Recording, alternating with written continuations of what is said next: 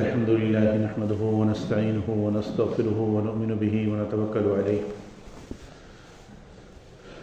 ونعوذ بالله من شرور أنفسنا ومن سيئات أعمالنا من يهده الله فلا مضل له ومن يضلله فلا هادي له ونشهد أن لا إله إلا الله وحده لا شريك له ونشهد أن سيدنا ومولانا محمدا عبده ورسوله أما بعد فأعوذ بالله من الشيطان الرجيم بسم الله الرحمن الرحيم قل يا عبادي الذين أسرفوا على أنفسهم لا تقنطوا من رحمة الله إن الله يغفر الذنوب جميعا إنه هو الغفور الرحيم. وقال الله تعالى في مقام آخر وتوبوا إلى الله جميعا أيها المؤمنون لعلكم تفلحون. وقال النبي صلى الله عليه وسلم طوبى لمن وجد في صحيفته استغفارا كثيرا. صدق الله العظيم وصدق رسوله النبي الكريم ونحن على ذلك من الشاهدين والشاكرين والحمد لله رب العالمين.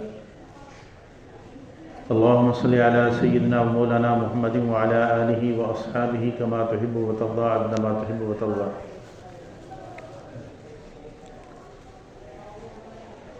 میرے انتہائی قابل احترام بھائی اور بزرگوں،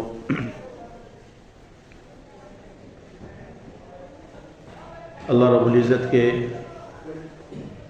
انعامات میں سے ایک بہت بڑا انعام یہ ہے کہ اللہ رب العزت نے اپنے بندوں کے لیے توبہ کا دروازہ موت تک کھلے رکھا.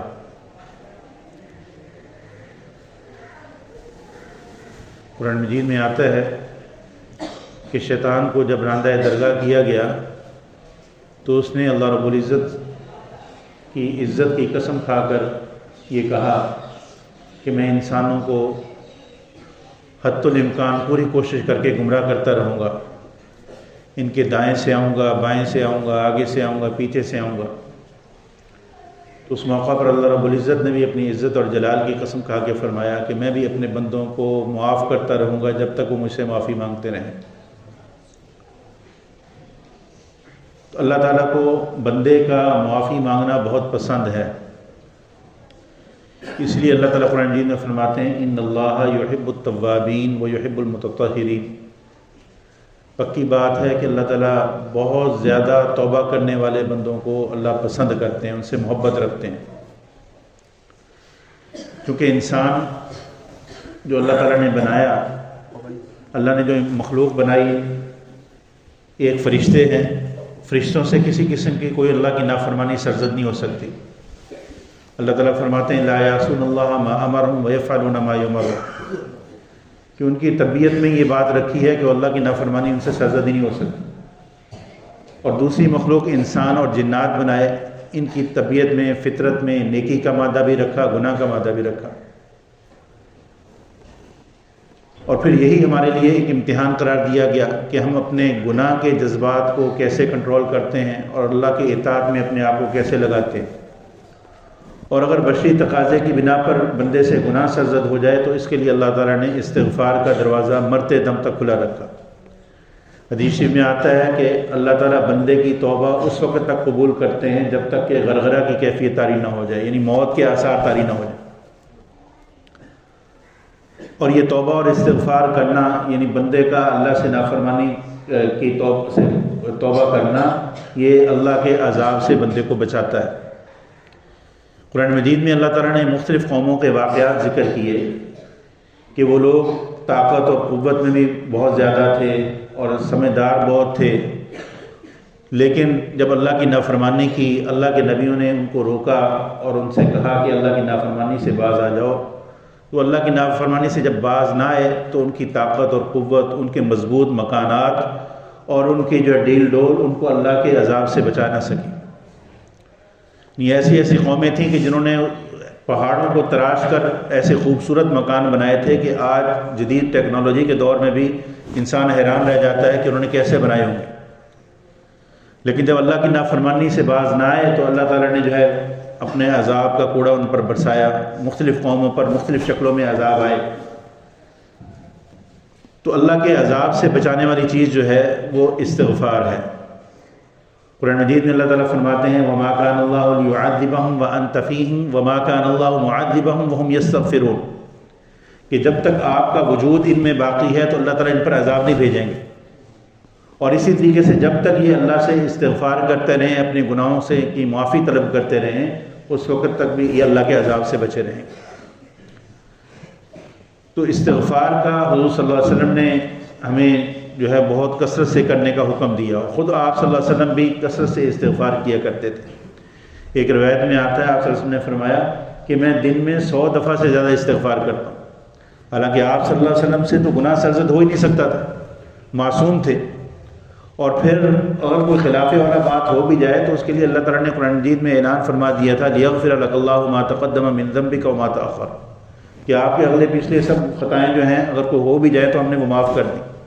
لیکن اس کے باوجود آپ صلی اللہ علیہ وسلم کثرت سے استغفار کرتے تھے اپنی امت کو تلقین کرنے کے لیے کہ یہ انتہائی پسندیدہ عمل ہے.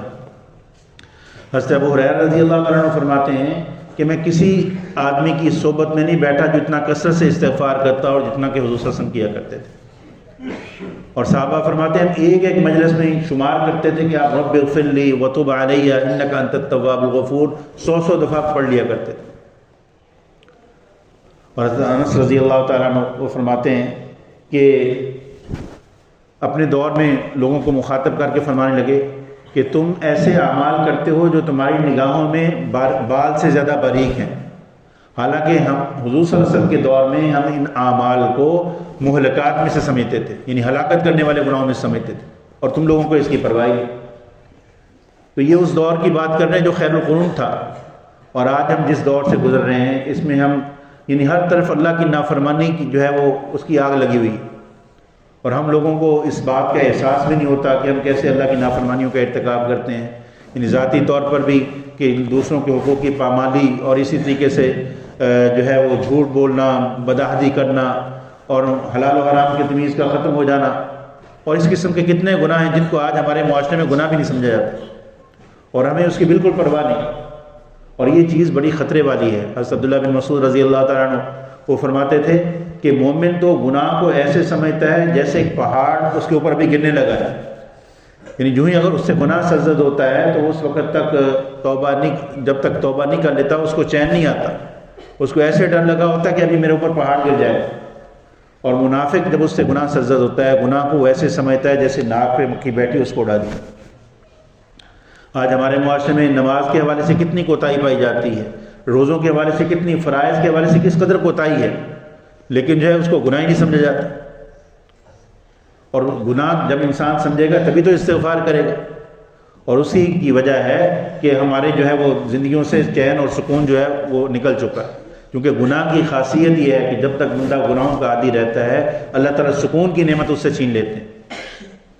یعنی گناہ کرنے کی وجہ سے ایک آگ جو ہے بندے کے دل میں لگ جاتی ہے ہر وقت بے چینی کی، چاہے اس کے پاس مال و دولت کی فراوانی ہے، چاہے دنیا جہان کی ساری نعمتیں اس کے پاس ہیں، لیکن اگر وہ اللہ کی نافرمانی والی زندگی گزار رہا ہے تو سکون کی نعمت اس کو حاصل نہیں ہوگی.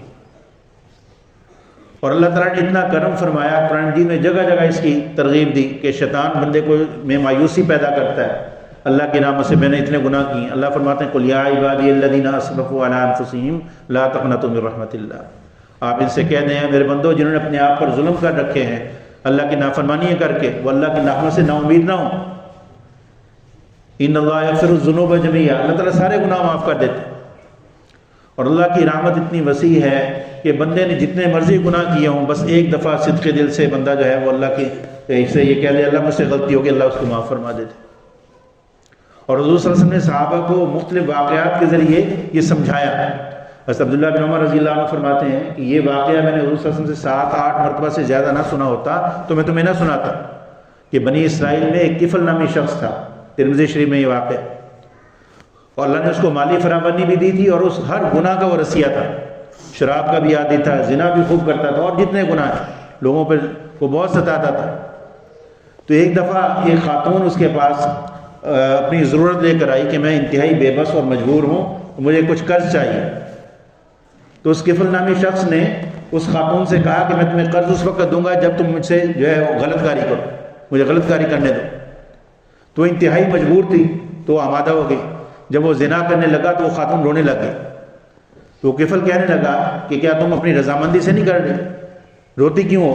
تو وہ کہنے لگی کہ میں نے آج تک اللہ کی نافرمانی نہیں کی، یہ مجبوری جو ہے یہ مجھے اس حد تک لے آئی ہے. تو اس کے دل میں چوٹ لگی. اس نے وہ پیسے اس کو ویسے دیے اور کہنے لگا کہ تم بالکل محتاج ہوتے ہوئے اور ضرورت مند ہوتے ہوئے اللہ کی نافرمانی سے بچی ہوئی ہو، تو مجھ پر اللہ کی اتنی فراوانی ہے، میں کیوں اللہ کی نافرمانی کروں؟ اسی وقت اس نے دل ہی میں توبہ کر لی اور اللہ کا کرنا ایسا ہوا کہ اسی رات اس کا انتقال ہو گیا. اور بنی اسرائیل میں یہ ہوتا تھا کہ اگر کوئی آدمی فوت ہو جاتا تو اگر اللہ تعالیٰ نے اس کی بخشش کر دی ہوتی تو اس کے دروازے پر لکھا جاتا تھا کہ اس آدمی کی بخشش ہوگی. چنانچہ صبح جب لوگوں نے دیکھا کہ اس کے دروازے پہ لکھا ہوا کہ کفل کی اللہ نے بخشش کر دی تو لوگ بڑے حیران ہوئے کہ ساری زندگی اس کی اللہ کی نافرمانی میں گزری ہے، ہم نے تو کوئی اس کا عمل ایسا دیکھا ہی نہیں.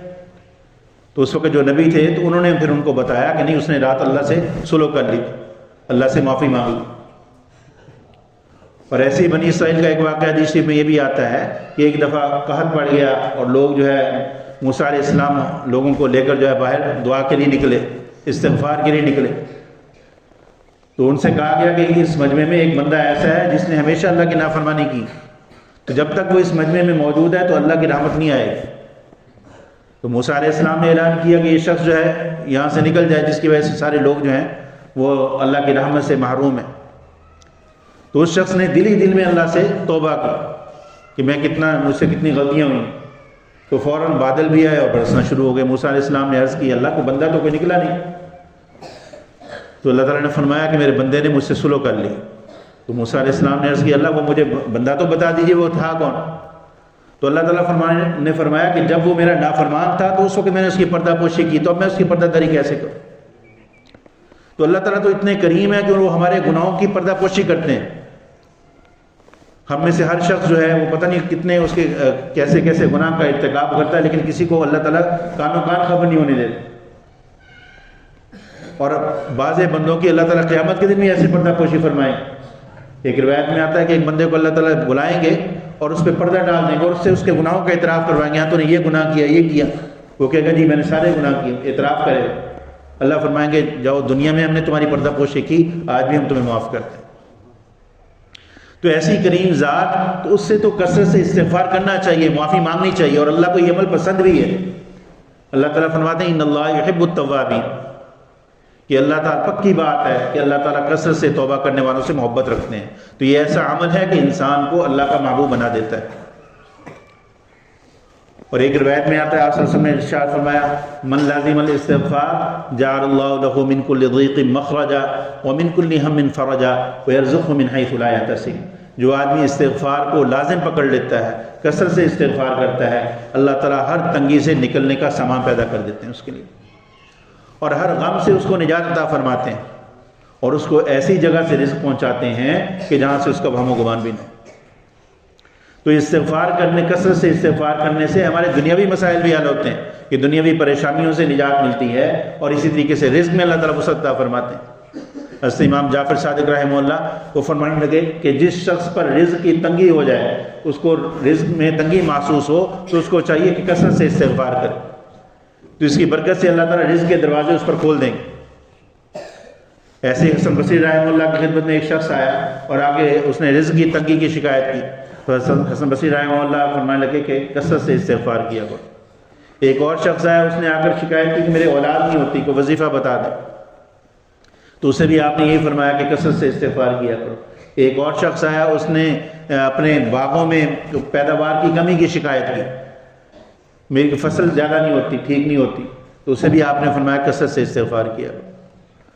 تو جب وہ اٹھ کے چلے گئے تو ان کے جو پاس بیٹھے ہوئے خادم تھے انہوں نے کہا جی آپ نے ہر ایک کو ایک ہی دوائی دی، ایک ہی علاج بتایا. تو فرمانے لگے قرآن مجید میں اللہ تعالیٰ نے یہی ذکر کیا ہے، یا قوم استغفروا ربکم انہ کان غفارا. نوح علیہ السلام نے اپنی قوم سے کہا کہ اپنے رب سے استغفار کرو، وہ بڑا معاف کرنے والا ہے. جب تم استغفار کرو گے اللہ تمہارے مال میں برکتیں دیں گے، تمہارے کھیتوں میں برکتیں دیں گے، تمہاری اولاد میں برکتیں دیں گے.